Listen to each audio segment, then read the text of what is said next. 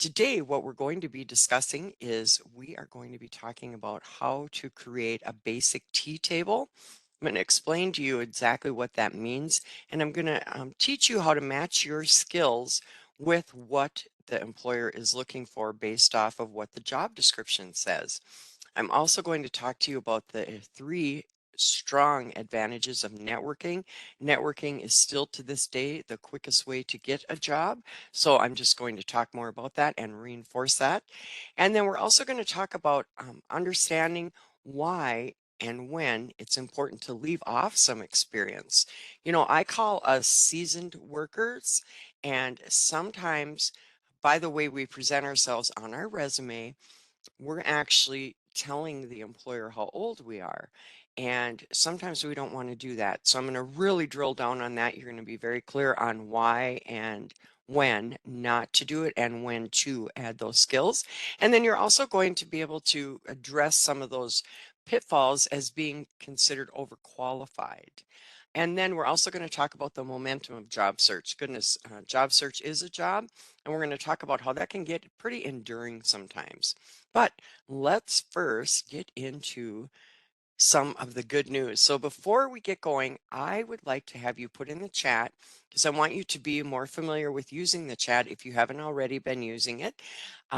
Describe job search over 50 in just one word, but please don't use any words that you wouldn't use in a professional interview. And Jason, I'm going to have you turn on your camera and just tell me what some of these words are. Sure, let's take a look. Daunting, scary, depressing, challenging, frustrating. Frustrating's a popular one today. Yes, So that's fair and enough. yes, and I can say as a job counselor myself doing kind of that work, I'll underscore the frustrating one. Yes, I see it all the time. Yes, yes. And you guys, that is one of the reasons that we do this workshop is one to validate your feelings because it is enduring, it is daunting, it is frustrating. A lot of times we sit and wonder, well, what does the employer actually want to hear? Or take it a step further, why am I not even getting an interview? So we're going to talk about that today. And I also want to let you know that if this is your first time using chat, congratulations, you're learning how to do this as well. So let's talk about what Harvard Business Review says right now about people who are over 50 years old. So historically, employees and employers have been skeptical. So we're not only skeptical on finding a new career or getting into a new job because of our age, employers used to be skeptical as well. I want to let you know that one of our positions as job counselors or workforce development representatives is that we are advocating for you on a daily basis when we're discussing with employers when they call us up and say, Glory, I need some bodies and I have nobody applying. And if I don't get some workers here soon, I'm not going to be able to keep my doors open.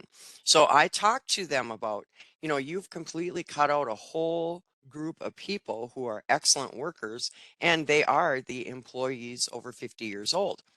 Another thing that Harvard Business School says is that, we have knowledge, we have education, we have work experience. Some other things that are great assets that we have is that we're flexible. We can come to the job and we don't need to necessarily be sat during the job. What about some of our soft skills? That we show up for work on time. We're not necessarily texting on the job. A lot of those skills that we think everybody has simply isn't true anymore.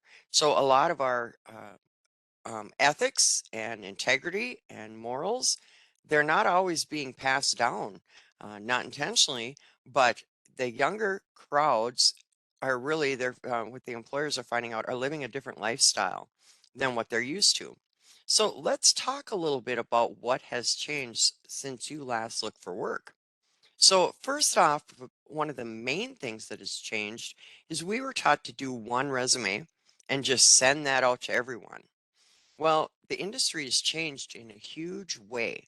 And how it's changed is that now I want you to take your skills and match them to what the employer is asking for. You're not just going to do this generic resume. And I have people say to me, Great, Glory, it took me 2 weeks to do a resume. So now you're telling me that I have to do one every time I'm applying? What I'm telling you is that I want you to do what I call the foundational resume, which has all your great information and skills on there. But I want you to adjust that resume towards the next job that you're applying for. So you potentially could have 5 resumes if you're applying for 5 jobs, but you're not reinventing the wheel every time. What you're doing instead is pulling off what the employer is looking for off the job description and placing that on your resume so that you get the interview. Another thing that is very, very important is networking. But how networking has changed is we need to remember and add in that online perception as well. So please make sure that your Facebook is appropriate. Employers nowadays are not only taught and encouraged to look at your Facebook or your social media, they do. So I want you to make sure that you've got appropriate pictures on there. When I was a hiring manager, which I did that role previous to coming to work for the state of Minnesota, I worked for a nonprofit as operations manager, and I was taught as an interviewer to go on social media and take a look at what you were presenting out there. Many times I would be willing and ready to hire someone who was seasoned, in other words, over 50 years old, and they would be standing around a bonfire with a beer in their hand and a joint hanging out of their mouth. So now I know you're like, well, what? That's not me. But I'm just saying that make sure that all of your presentations out there in your social media are presenting you the way you want to be presented. Also, another thing that's changed is teleconferencing. So, one of the reasons we have you write in the chat is so you get a little familiar with doing the chat if you haven't ever done it before, or if you haven't done a lot of writing in the chat. But that is a part of teleconferencing. Another thing that's changed in a huge way are the interviews. I want to encourage you to attend our interview workshop because we drill more down on the different ways of interviewing. But teleconferencing, in other words, doing a virtual interview, is getting more and more common all the time. If I were to be interviewing, I would not have my background with my pots and pans hanging back there. I would not have my background blurred, but I would have more of a neutral background. If I were doing this workshop in my office right now, behind me, I have a bunch of pictures of horses. I love horses and they have funny little sayings on them. I would not interview with that going on in the background either because I want you to pay attention to me as I'm interviewing instead of my background. And it's easy to get distracted very quickly when someone is looking at you just through a camera. Then, more importantly, the last uh, thing that's changed is you. You know, when we are looking for a job, it's easy to get discouraged. So, one of the things I want you to be aware of is your skills, but then also the skills that you have acquired since you haven't been working. You know, a lot of times when we're online and checking out jobs, that's research. So if they ask you, what types of skills have you developed since you've been laid off, for instance, I want you to, with confidence, be able to say, you know, I have gotten an Excel certificate, so I'm not that crazy about doing spreadsheets, but I've taken a refresher course. I have also learned how to do more internet research, and it has brought me here to you today. But it's important that you acknowledge some of the skills, not only the skills you have, but the skills you're acquiring during this whole process of looking for a job. So this screen or slide is my most favorite one. And the reason is because this can also help you do a cover letter. So I seriously do this. I will take out a blank piece of paper and I draw a T on it. I've got the job description in front of me, and on my job description that I am going to be writing what the company is looking for, I'm going to write down just 3 bullets. So I'm going to keep it simple. This is a really easy way for me to remember what the job the employer is looking for when I'm being interviewed as well. So you can see here that from the job listing, Mr. Employer is looking for me to do some recruiting. He wants me to have some experience in human resources and to be able to work with various different departments, determining other candidates' skills. Now, these are how my skills line up with what the employer is looking for. I also want to point out that this is a quick and easy read.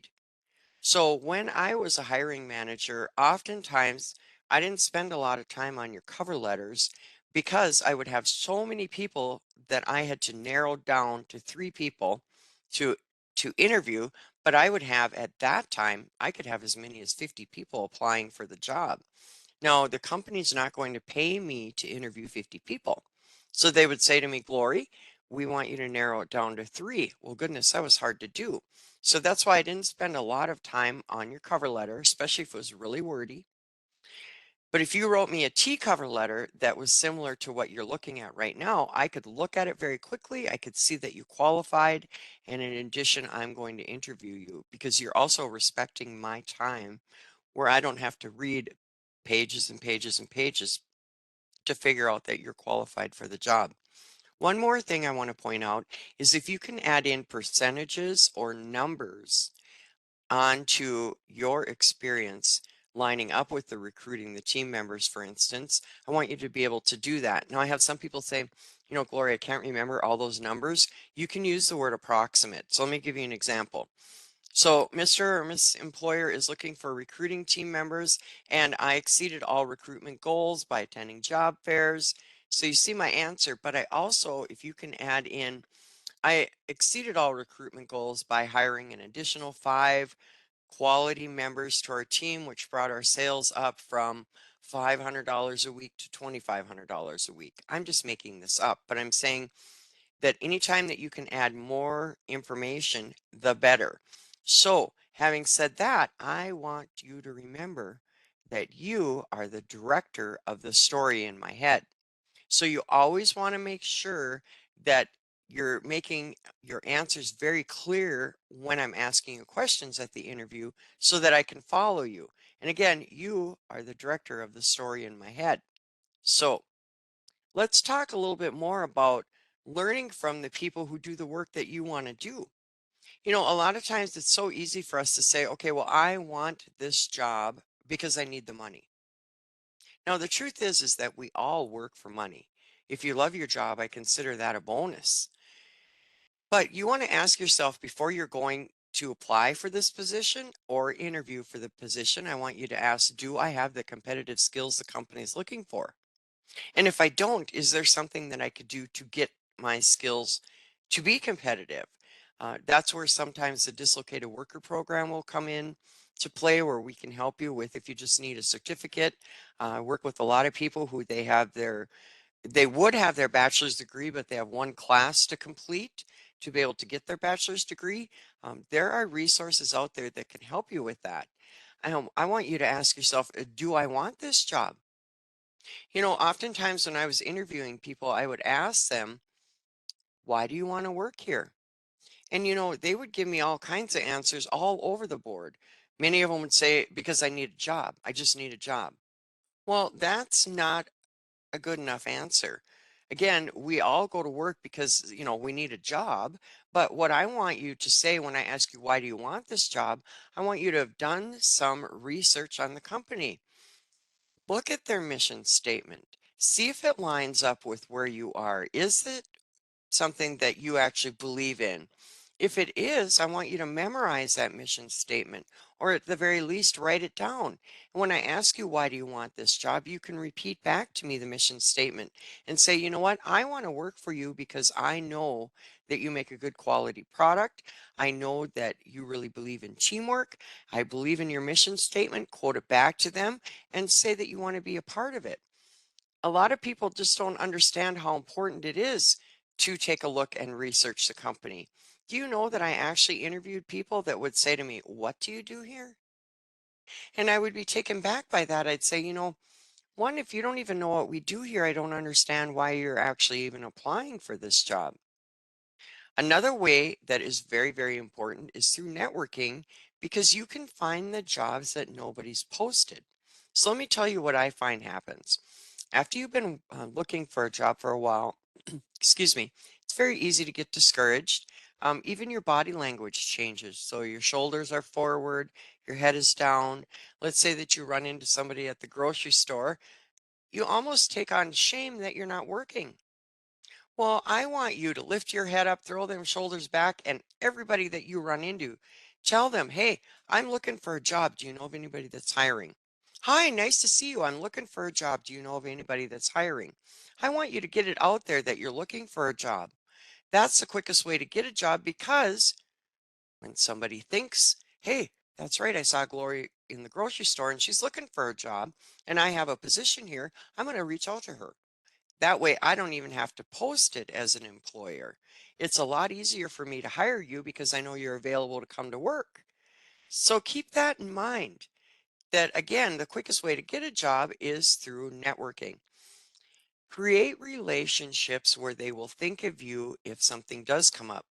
Another way to do that and to avoid the being depressed and struggling with networking and running into the people that you need to run into is to consider doing volunteer work. Now, I'm not saying 40 hours a week. Goodness, you need to look for a job. I understand that. But I want to encourage you even to do a couple hours a week. 2 hours a week, or even 1 hour a week. You can go to your local food shelf. You can go to, there's all kinds of organizations who are looking for volunteers. So let me tell you how this works. When I was the operations manager of the nonprofit, if you were volunteering with me and I had a business owner come in and he or she wanted to make a donation, they would sit down, make their donation, and then they would tell me right then and there, Glory, I am looking for someone. I desperately need to get another person. Do you know of anybody that would be a good employee? Well, I would say you, because you're not only volunteering, you're a man or a woman of your word, you're ethical, you're showing up. When you say that you're going to do something, I don't have to babysit you. I know that it can be done. So, guess what? I'm going to refer you right away and say, yes, I know this person that they have great ethics and integrity. And not only that, I really believe they would fit into your organization very, very easily. Well, the employer now has just gotten an indirect reference from me, and he's very interested in you at that point. And it's just because you were at the right place at the right time and you were doing the right thing. So keep that in mind that that's another way of networking. Now, teleconferencing, let's break into that a little bit. So the good news is you're doing it right now. So even though your camera isn't on and your microphone isn't on, this is still teleconferencing. You're still able to visit and talk through the chat, which by the way, we want to encourage you to do. We want to make this as interactive as possible. And we also found that oftentimes when you have a question, ask it because a lot of other people are thinking the same thing. You just ended up getting it in the chat quicker. So it's also important to set up your background. So now I talked about me and today doing this in my kitchen at my kitchen table. Sometimes we might have something in our background that we're not really aware is even there or that it may be presenting in a different way. And part of it could be lighting. So you can see that I have my natural lighting here, which is over here, my windows. The blinds are up. Um, if it was where I was sitting right in front of it, it's a little bit too much light and it can wash me out.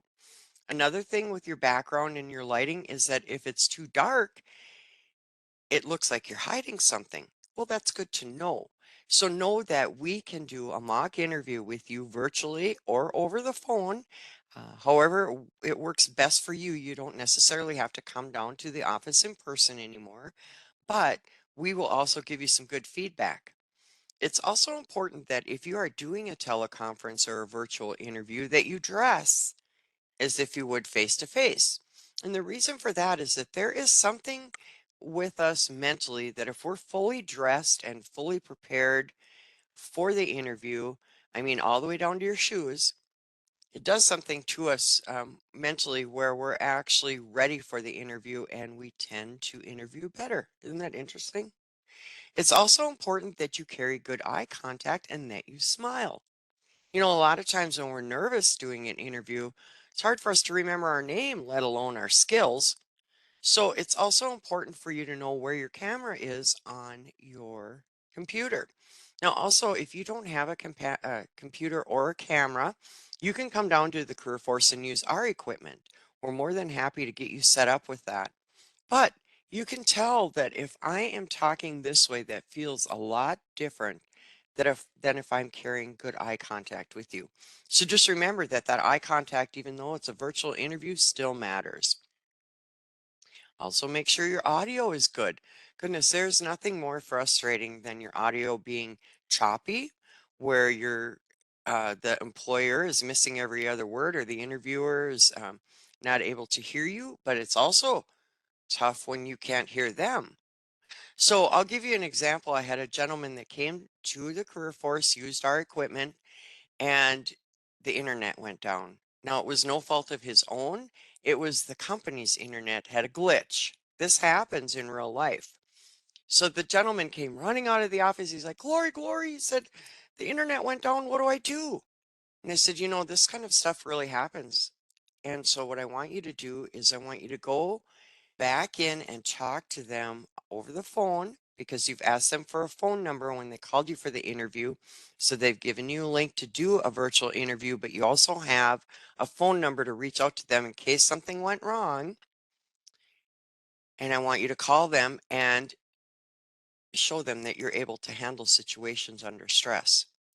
So it turned out that this was actually a blessing in disguise, even though there was a glitch. And this gentleman ended up getting hired from the company because he did present that he could handle situations that were stressful, and he didn't get all flustered. Even though he did get a little bit flustered, took a deep breath, the employer never found that out. But those things happen all the time. So be aware that just because you have everything all set up doesn't mean it's going to work perfectly the way we want it to. Now, I also want you to stop and ask yourself, how do I feel looking for employment now, and do those feelings show? Let me give you an example. I work with a lot of people who are unemployed and who are hurting. They're not only hurting financially, they're hurting because their previous employer might have done something to them that wasn't right, wasn't fair. Maybe they're working with a boss who just is not a kind person. So before I get any farther here, I want you to ask you a question. And Jason, I'm going to have you turn your camera back on. Now, your answer can either be yes or no. So, how many of you have worked with a difficult person in the past? And your answer can either be yes or no. Jason, if you could tell me, If I would say, like, if I get a no, I'll that's let what I you want you know. to So tell I was, me.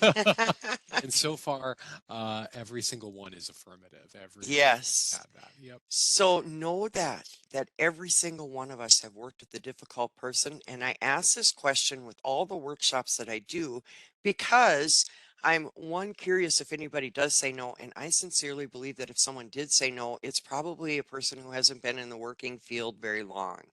So know that we all work with difficult people. That happens to us from time to time. So have you let those feelings go?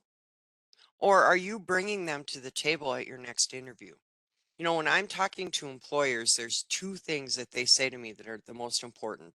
The first one is their reputation. Every employer that I've worked with, they said, Glory, I've worked so hard to build a good reputation with my company, and I am not willing to sacrifice it. So know that if you go in and you start talking negative about your previous employer, even though it's all true, that interviewer is thinking to themselves, my goodness, if you don't work out here, what are you going to say about us? So you might lose the job just based off of that. This has nothing to do with age. And the second thing that the employer says to me that's the most important to them is that, are you going to get along? Are you going to come to the job and you're going to get along with the previous or the great employees I have already working for me? Or are you going to come in and upset the apple cart? So know that how you're presenting yourself at the interview goes deeper than just talking negative about the employer. The employer is taking it as, how are you going to talk about us? So you don't want to get into those feelings. And now, if you are in a difficult situation and you're struggling with forgiveness and you're struggling with letting it go, how the employer treated you in the past, please reach out to us. We deal with this all the time with clients, and we can give you some insight on how to let that go and what to say instead if you are asked, why did you leave your last job? You also have gained skills since the last time you interviewed. So do you know what they are? Now, I did touch base on that a little while ago, but do you know what your skills are? They say the average person, and this is not someone with a degree, the average person has 500 to 800 skills. How many skills, if I were to ask you right now, would you be able to list? Typically, they say that you can list 5 to 10 skills. Isn't that interesting? Now, I believe the reason for that is because of the way we talk. So it's our internal conversation with ourselves, but also the way we talk to other people. So I don't walk up to you and introduce myself to you and say, "Hi, my name's Glory Mitchell. And by the way, I'm a woman of my word. I am punctual, I'm dependable, and you can trust me to be able to do the job and do it the way you want me to do it." And then walk away. You'd say, "Yeah, you're a little bit on the odd side too, Glory." But at the interview is when you must talk that way. Do you know that when I was interviewing people, before I would go in and interview them, I would say, "Please just tell me that you can do the job or that you can learn how to do the job because I'm going to teach you how to do it so that I can hire you." But instead, you would come in and say stuff to me like this: "I can't do this, I can't do that, I won't do this, and that's not the way I was taught." You know, people who are seasoned or who are older, many of them struggle with the fact that, "Oh, that's not the way I learned how to do it," or "That's not my job description." Well, I want to challenge you a little bit. As long as it's not illegal, what do you care? Do the job the way the employer is asking you to do it. Can you make suggestions on improvements? Absolutely. But first go in there and show them who you are and that you can do the job, that you're pleasant to work with. How about at the interview, tell them that you love to learn? You know, a lot of us are set in our ways, and that's not helping. It's not helping. So if you can come in and interview and tell me that you love to learn, that you'll do the job the way I would like you to do it, that's huge because people are not saying that anymore. What makes you a better candidate than today than you were the last time that you interviewed? You know, I talk to people too who they'll call me up after an interview and they're like, "Yeah, Gloria, I just want to let you know that was nothing but a waste of time." Well, you know what? There's no such thing as it going to an interview and it wasting your time. No such thing, even if you didn't get the job. Here's the reason. We all need practice at interviewing. And if you were able to go in and practice and find out that, you know, next time when they ask me that question, I'm going to answer it differently, you learned something there. So it was not a waste of time. Instead, it is encouraging you to say something different. Now, here's the interesting fact. When I'm talking to you on the phone, and I call you up, let's say that I'm calling you up because you're unemployed and I'm just letting you know what services we have to offer you to help you find a new job. You'll say stuff to me like this: "Well, you know, I just want to let you know that I'm getting older." Or, "I want to let you know that," you'll tell me your age. I can't ask you legally how old you are when I'm interviewing you, but you tell me. And here's what you say to me. Usually, the first question that I'm going to ask you when I'm interviewing you is, "Tell me about yourself." I'm taught as an interviewer to put zippers on my lips. And you say stuff like this: "Well, I am 57 years old. I've been married for 32 years and I just need a job. I'm going to be retiring when I'm 62 and I'm out of here. So just help me to get a job for a few years and then I will leave you alone." When you say that kind of stuff to me, I think to myself, you know what? I'm not going to have you come in here, put all this time and effort and training into having you be on a job, knowing that you're going to bail as soon as you can. I'll hire somebody else who's willing to stay. Now, do you know that I hired someone who was in her 70s and she's still working at that position to this day? And I had people come up to me and say, "Glory, would you hire her because you felt sorry for her?" I said, "Absolutely not. First off, that's an offensive thing to say. And second off, I hired her because she convinced me she's the best person for the job. And guess what? She's still there." Had nothing to do with her age. I live in Cloquet and I go to the Cloquet Walmart. When I walk in there, there's a gentleman who is, I know he's got to be at least in his 70s. He might be early 80s. Doesn't really matter, but here's the deal: he's older. And I walked up to him one day. Every time I go in there, he's the greeter. He always makes me feel great for walking into Walmart. Walked up to him one day and I told him, I said, "You know, I'm a job counselor and I have a question, a personal question I'd like to ask you. And if you don't want to answer it, you can just tell me you don't want to answer it." He said, okay, go ahead, ask me. I said, are you working here because you want to or because you have to? He said, I'm working here because I want to. He said, I got a pile of money. He said, that's not the reason I'm working here. He said, I'm working here because I was sick of being at home day in, day out, all by myself without having contact with other people. You know, because of the pandemic, that there's many people who feel that way, and age has nothing to do with it. The deal is that we're spoon fed. Live till you retire. Live till you retire. Well, you know what? People are finding out that when they're retiring, it's not cracked up to what they thought it was going to be. I work with many people who they have retired and they want to go back to work because they can't stand being alone all the time. Since the pandemic has happened, it's worked in our favor because it's taught the employers too not to take such a harsh look at a gap in employment. Many people, regardless of their age, have had a gap. So, having said that, let's use that. Let's go in and talk to the employer about how you're the best person for the job. If you plan on retiring in 3 years, don't tell the employer about that. Now, I have people say, well, isn't that being dishonest? Here's the truth. Most times I'll ask you, where do you see yourself in 3 to 5 years? And here's the truth. The answer I want you to say is, I see myself working for you, and hopefully I will have gotten a promotion. I'm going to say that one more time. I see myself working for you, and hopefully I will have gotten a promotion. Now, here's the truth. The only thing we're guaranteed is right now, right here. Do we even know if we're going to be alive in 3 to 5 years? No, nobody does. And that doesn't have anything to do with age anymore. That has everything to do with life and how it works. So the truth is that you might have plans to retire in a few years. Great. We all have plans, but we've lived long enough to know that our plans don't always come to fruition the way we wanted them to. So for interview's sake and for the job's sake, you're going to say, I see myself working for you and hopefully I will have gotten a promotion, and let it go at that. Jason, this looks like a wonderful Yeah, time for a question. yeah, I'm going to dip in. So one of the things they're asking is,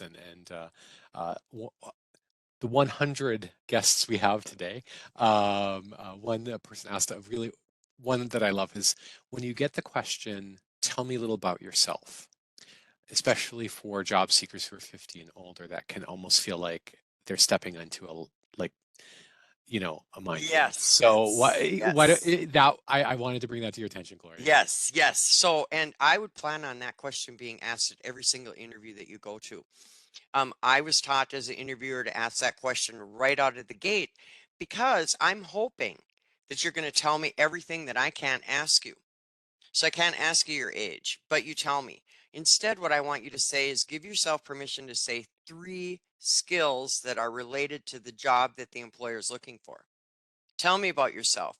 You're going to stay within the job description as opposed to answering in a human behavior way. That's why you're asked that question, is that we're hoping that you're going to give me all of the information that I can't ask you. Now, I'm also taught as an interviewer to not stop you. That's why I say put zippers on my lips, because I will let you talk as long as you want when I say tell me about yourself. Instead, I want you to say, pretend that I'm being interviewed and you're the employer and you just ask me, hi, Glory, tell me about yourself. First, I'm going to say to you, because I believe in being thankful and grateful for every step I make in life. So I'm going to say, first, I want to tell you, Mr. Employer, thank you for the opportunity to interview for ABC Supply. I'm very happy to be here today. So if I was going to tell you about myself, I guess the first thing that I would like to say is that I am a woman of my word. I take pride in the fact that if I'm going to tell you that I'm going to do something, you can rest assured it's going to be done to the best of my ability. The second thing that I'm going to tell you is that I am a woman of ethics. I practice good ethics and I believe in the golden rule where I treat people the way I would want to be treated. And the third thing that I'm going to tell you is that I'm punctual. So for me, if I'm showing up 15 minutes before my shift starts, that's on time. Any time in between the 15 minutes to the on the dot, I consider that late. So I always show up 15 minutes before my shift starts. So do you see how those are 3 things? But in addition to that, you need to practice that in front of the mirror so that it is the easy flow to be able to say it. because you're still being judged by your body language. So the truth is if you don't believe it, I can pick it up. And that's both virtually and in person. So you need to believe it first before you're going to convince me. And again, that's where you need to do some practice in the mirror. And I call this literally mirror work because you need to use the statements I am. You need to talk to yourself in the mirror. So you look, if you're looking like you're having a root canal while you're saying it, I'm not going to believe you because I can pick that up that you don't believe it. So you want to be able to practice this. Um, we again don't talk that way internally and externally. I don't walk up to people and tell them how great I am, but at the interview, you have to do that. You have to be a step above everybody else that is competing with you for the same job. This has nothing to do with age. You know, when I'm talking to you, I talked to a gentleman one time and he was telling me about how old he is, how things just aren't done the way they used to be done, how he can't do things physically anymore. He was in good physical health, by the way, and he was younger than me. He said, made reference to how old he was 9 times while I'm talking to him. And I told him that. I said, do you know that you've talked about how old you are 9 different times since we started this phone conversation? And we were talking maybe 4 minutes. He goes, what are you counting? I said, yes, I am. Yes, I am. Because you definitely have convinced me you're way too old to go to work and you're younger than me. So maybe you shouldn't be looking for a job. And he's like, well, he goes, really? I have said that 9 different times. I said, I'm not saying this to hurt your feelings. I'm telling you this that when we say that out loud and when we tell ourselves we're getting old, guess what? And you can go on YouTube and check this out about the brain and neuroplasticity and how our cells listen to what we tell ourselves and that inner self talk. If you're doubting this, one of the great presenters is Dr. Joe Dispenza. Check him out. He's actually got the technology now to prove it that if we tell ourselves that we're getting old, our cells line up with it and they say, okay, you're telling yourself you're getting old. That must mean you want to be old. So let me give you some symptoms of being old. Isn't that fascinating? So, having said that, I tell myself I'm getting younger and younger every day. Now, the deal is, does the clock line up with me? Probably not, but do I care? No. I'm great. I feel I'm in good health and it's working. So, why not do it? Why don't you try it and see if it works? And again, you're going to be able to interview a lot better because you're going to be able to convince the employer why you're a good fit for this company. And the reason you're a good fit for the company is because you are the best person for this job. So first you believe it, and then you will be able to convince me very easily. Then the next thing is what are your goals? So when they're asking you, where do you see yourself in 3 to 5 years? You're going to be able to say, I see myself working for you, and hopefully I will have gotten a promotion. Instead, I worked with a 62-year-old lady last week who said to me, well, I only have to work till I'm 67 so I can retire. So when you ask me what my goals are, that's my goals, Gloria, is to retire. You're not going to end up getting a job if you say that. No, we worked a little bit together and she did end up getting hired. So my point is that you need to be clear on what your goals are so that if I'm asking you questions about what some of your goals are, you're going to be able to repeat them back. But also make sure those goals line up with what the company's looking for instead of only what you're looking for. The beauty of it is that if you're clear on what your goals are, then you can make a good decision on whether or not you even want to apply for some of these companies as well. Now, let's talk about being seen as being overqualified. This is a really, really important part because you'll have a lot of employers who will say to you, Glory, thank you for applying here, but we believe that you're overqualified. The main reason an employer is telling you that is because it's a politically correct thing to say. Age discrimination is illegal, but it happens all the time. They don't say to you, Glory, I'm not going to hire you because we feel you're too old for the position, but they will say to me, Glory, we're not going to hire you because we feel you're overqualified. So if your resume is presenting that you're a truck driver, but I'm not looking for a truck driver, why do you have it on there? I had a gentleman who he was an incredible forklift driver. I mean, he could do everything under the sun with the forklift, but we didn't own a forklift. I was going to interview him for a thrift store position. I never interviewed him because I assumed, and this is what hiring managers have to do, we have to assume we want to hire somebody who's going to train, we're going to train them and they're going to stay with us forever.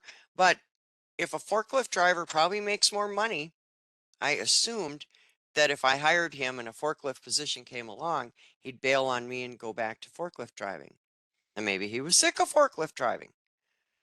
If he was, he shouldn't have had all those details on how great he was on a forklift on the resume. So this gentleman that I worked with was a truck driver and he was sick of truck driving. He wanted to go into something completely different. And he got his CDL 20 years ago and he called me up and he's like, Glory, I haven't gotten any interviews. I don't understand why. And I said, well, send me your resume. Let me take a look at it. And he said, when I'm looking at your resume here, you're going back about 30 years. I can figure out that you're at least 50 and you don't know where I stand on whether I want to hire a young whippersnapper or whether I want to hire a seasoned person. You don't know that for sure, but I can figure out just by looking at your resume approximately how old you are. So I told him, is there a reason you've got this truck driving on your resume considering you did it over 20 years ago? He said, yes. He said, I'm very proud of the fact that I went to school, got my CDL. It was very difficult. Very proud of that. And I said, that's wonderful to be proud of the work that you've done, but are you going back into truck driving? And he said, no. He said, I don't ever want to be a truck driver again. I said, then take it off. Take it off of there unless you're going back into being a truck driver. Because why do I need to know that as an employer? So he took it off and he only went back 10 years on his resume. He ended up getting the interview and in addition ended up getting hired for the job that he had applied for. Now I have people who say to me, they get very frustrated. They're like, Lori, I have been in construction for 30 years and now you're telling me I can't put that on my resume? Yeah, straight up, that's what I'm telling you. So I want you to write 10 plus years experience in construction so that you get the interview.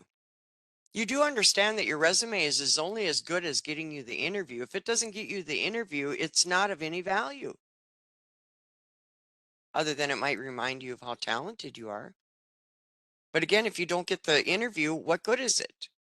So you're going to put 10 plus years or at the most 15 years so you can get the interview. Now, once you're at the interview, obviously they're going to figure out you're not 20 years old, but now you're not a piece of paper like your resume that I can just throw away. Now you're a real live human person and you and I can have a conversation or however you're interviewing virtually, or if it's with a panel or group or however you're interviewing. But bottom line, you convince me, you can now have the opportunity to tell me why you're the best person for the job. Do you see how that's a big difference? Losing momentum. Oh my goodness, this is so common because looking for a job is a job and it doesn't pay. And it is tiring, especially when you start to get discouraged. And then you've got all these other loved ones around you, whether they're family members or your other old work colleagues, are telling you how tough it is out there to find a job. That's why it's so important for you to keep our contact information and reach out to us. We're here to help you and to give you that encouraging word that all of us need from time to time. And we're experts at this. So let us help you find a job. I'm going to also ask you, is your own internal narrative negative? Are you telling yourself you're too old to go back to work? Are you telling yourself that, well, this wasn't the way it was back in my day? Are you telling yourself that, yeah, that last employer that I had was a real jerk and I don't want nothing to do with him? So I'm going to interview and make sure everybody out there knows what a horrible person he was or she was. Are you updating your skills? Do you know what your skills are? Do you know if they need to be updated? Sometimes we don't know. But again, that job description has a bunch of, I call it nuggets, built right in it. The employer's being straight up with you on what they're looking for, and many times people don't even read the job description. So come to the table prepared. Tell me why you're the best person for the job, but not only that, take it a step further. Believe in the fact that you are the best person for the job.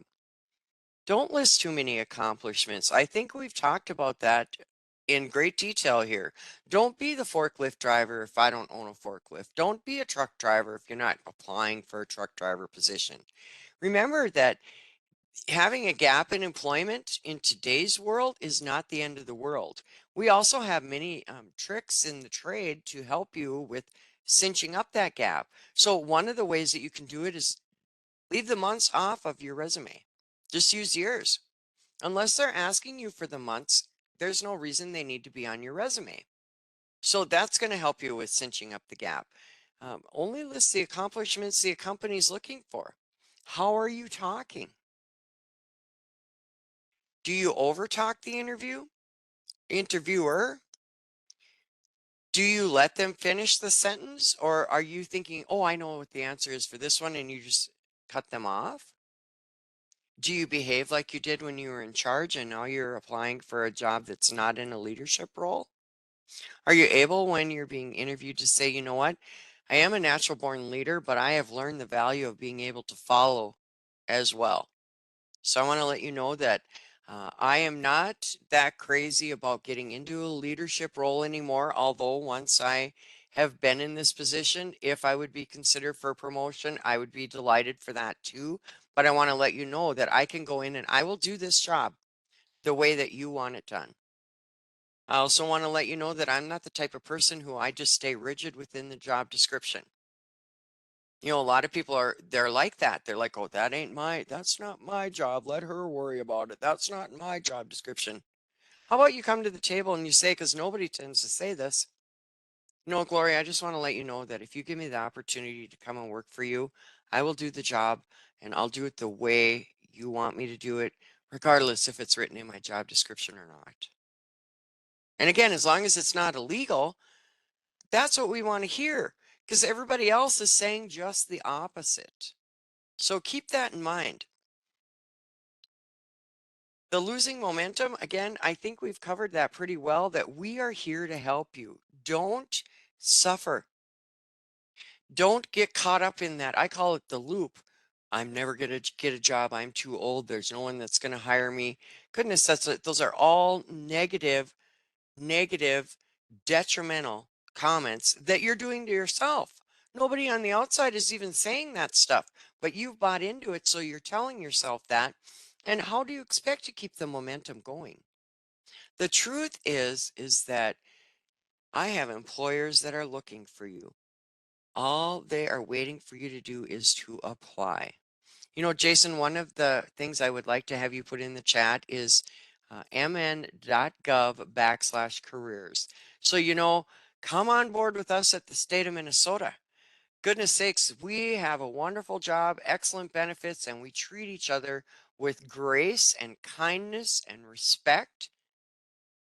We also have a great team where if we do have a problem, we can lean on each other. So we have the support that we need. And there's all kinds of jobs that are available.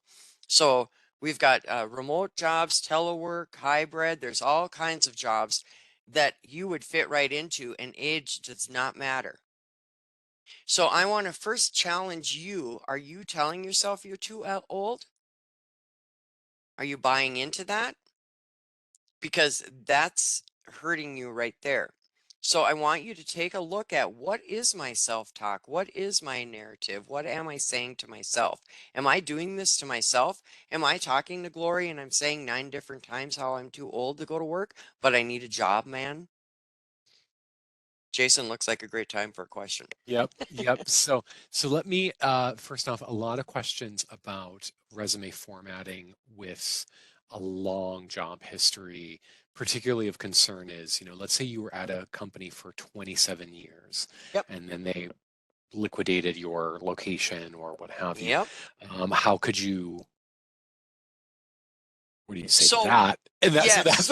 Yes. So what you're going to do, let's use that example. So you've worked at one company for 27 years.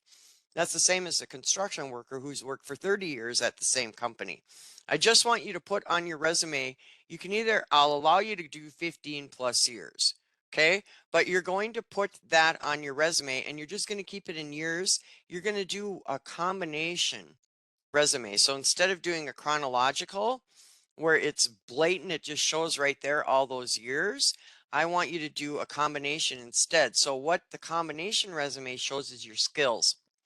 That is what you see first, and your work history is down at the bottom. Okay. And again, I would just do years. So I would do, if you were, for instance, laid off in 2023 and you started, back in 19, or let's say 2000. So that would be 23 years, correct? So I would put on there, I would start with the 2008 or 2009 to present, or to 2023. Again, this is so that you get the interview. If you're going to put back there on, let's say you would put like 1995. Goodness, you guys, I have people who go back to 1987. And they're like, well, Gloria, I started with the company in 87 and I'm still working there. I just want to get a different career. Why do I need to know that you've been with that company that long? Now, obviously, once you're at the interview, I'm going to see that you're older. Okay. But again, you need to get to the interview before you even have the opportunity to get the job. So, is your resume telling me how old you are? And am I ruling you out based on what your resume says? Do you see the difference there? Now, I have people say, well, isn't that lying? No, it's not lying, because it's showing me that you are an expert in your field on what you're doing, but that you're going to come and tell me why you're the best person for the job in person. And you want to have that opportunity. Otherwise, you were with the company for 27 years. Congratulations, but are you still with the company? See where I'm going with that? Does that make sense, Jason? Yep, for Okay. sure, for sure. Okay. I just want to also mention to our attendees, we do actually have a resume writing workshop tomorrow. I've just put Mm. a link to it in the chat. So a lot of questions about ATS and how that influences the screening process and those Yes, types of things. That's a little beyond the scope of what we're doing it today, is. but it will get addressed tomorrow. So do make a note to register for that one Yes. because it's going to talk directly to that. So ATS, yes, if you didn't see, Yes. applicant tracking software is what it means. And if you've ever looked at, if you looked at your LinkedIn profile, hopefully you all have a LinkedIn profile. If you ever looked at that and it goes apply with one click, on the employer side, they're using some type of software to screen out the 497 people that apply with one click so that it's a manageable 20. So You're right. rather than that. And the way they're doing it is it's an applicant tracking software. It's not something that can exercise any powers of discernment. All it's doing is kind of matching to matching. So I'm going to put in, once again, the jobscan.co app. That will help Yes. you think about the ways. It will give you a lot of ideas on how to strengthen and how to use the ATS lens when you look at a job to adapt your materials to that. Because for a lot of those major employers that you're thinking about, they use applicant tracking softwares to screen out, matches that are not really strong. And that's for a whole host of reasons that we could get into for 2 hours long. But take a look at that website and it'll give you some information on how to kind of match up and sync up with that tracking software for jobs you may be interested in. Yes. Yes. And, just like Jason said too, it is, so companies, and there, a lot of them are the larger companies, but even smaller employers are doing it more and more, getting the ATS. And the reason they're doing that is so they're not paying me to go through each resume individually. The computer reads it. So if your resume isn't saying what the job description is looking for, a human being never even sees your resume. So know that that's another way that, again, I always used to think that, okay, so if I apply for a job, boy, they're going to be able to tell right away what a great fit I'm going to be for that job. The Yep. truth is that when you're the hiring manager or the software system, what we're actually trying to do is figure out a way to rule you out so that we can narrow it down to a certain amount of people, because the company's only willing to pay us to interview 3 people, for instance. So you want to be able to get the interview. And again, the resume is your first introduction of who you are. You don't have to have everything on there. This is not a first date. This is where I'm going to see that you're qualified for the job because you read the job description and I want to learn more about you. So I want to give you the opportunity to interview. Now you're going to come to the interview, and now you're going to convince me why you're the best person for the job, and I'm going to hire you. This has nothing to do with age anymore. Now, one other thing I want to point out before we're done here. If there is companies out there that you feel are treating you with age discrimination, reach out to us. We will give you the Minnesota Human Rights phone number, but it's hard to prove. So I'm not encouraging you to stand up on your soapbox and say they were discriminating against me. But I want to ask you, are you discriminating against yourself? So again, make sure that your internal talk is not negative, but also make sure that your external talk is not negative as well. How are you talking to other people? How are you talking to me? And then another piece is, remember that we have the Dislocated Worker Program at our local career force. Another excellent website that I want you to check out is Coursera. Now be careful with Coursera, because there's pop-up boxes all the time that come up that want to charge you $49 a month. I'm not telling you to pay any of the fees, but there is where you can get a certificate in Excel, you can get a certificate in Microsoft Word, you can get brushed up on Outlook, for instance. There's just different software that you can actually get where you're updating your skills so that you're prepared for the interview. But then also, if you are asked, what have you done to update your skills, you can talk about that at the interview as well. So I think that we are right at 11 We a.m. are. We are. So So I want to let you guys know too that we do go through the chat. I know that this is a very mhm, quick mhm. workshop, only an hour long. Like Jason had mentioned, we want to encourage you to join some of our other workshops because they're going to get more into the resume, for instance. This was based on employment over 50. So if you do have questions, please put them in the chat, because Mhm. we scour the chat and we will answer them Yep. when we send that follow-up email as Yep. well. So And thank you for joining us. Go ahead, Jason. yep. And just so you know, a lot of the services that you are looking for are available at your local career force, and there'll be a link in the email I send you to find your local career force and make those types of appointments. Of particular note are mock interviews. We really want to emphasize Yes. make an appointment for a mock interview. Yes. It can be tremendously helpful in managing both interview anxiety as well as sharpening your answers to a lot of different questions that can throw you a curveball. So definitely think about that. And so take a look for that. That will be coming up as well. So anyway, that's I think what we have. We are at Yes. 11:01. Yes. So We'll see you in the working world. yes, Come to work for take us at care. the state of Minnesota. Take care, everyone. Have a wonderful afternoon. Bye bye. Yes.